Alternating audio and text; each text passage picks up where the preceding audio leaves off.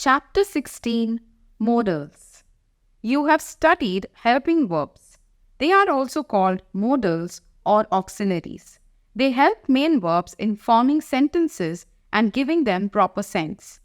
Modals are of two kinds: primary auxiliaries, modal auxiliaries. Primary auxiliaries. They are three in number. They are be, is, are, and was, were, have, has, had, do, does, did. Primary auxiliaries can function as main verbs as well as helping verbs. For example, primary auxiliaries as main verbs. The students are in the playfield. A bird was in its nest. I have 5 rupees. Primary auxiliaries as helping verb. He is writing a letter. I have completed my work. He did not talk to me yesterday. Modal auxiliaries. The following are important modal auxiliaries: can, could, dare, had to, will, would, have to, may, might, must, need, ought to, shall, should. Should or ought to. We can use should or ought to with little difference in meaning when we talk about obligation and probability. We can use should or ought to when giving advice on what to do and what not to do. It is cold outside. You should or ought to carry an overcoat. You should or ought to study carefully.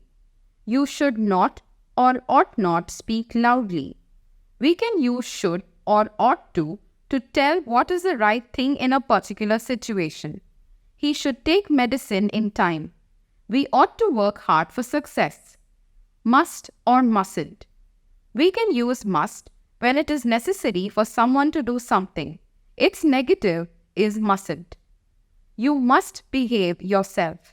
He mustn't talk when the teacher is teaching.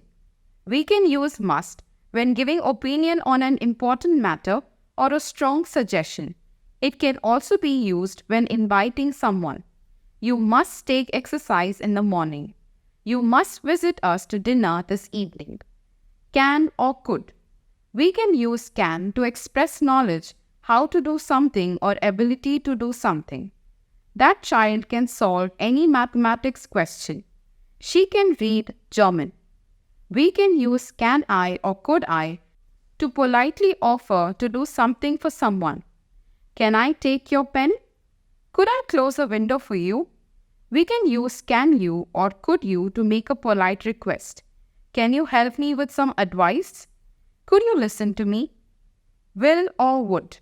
Will and would are used to indicate habits. Will is used for the present and would for the past. Every day, Sheel will do his homework at 7 o'clock. In the past, a bus would travel not more than 50 kilometers at a stretch.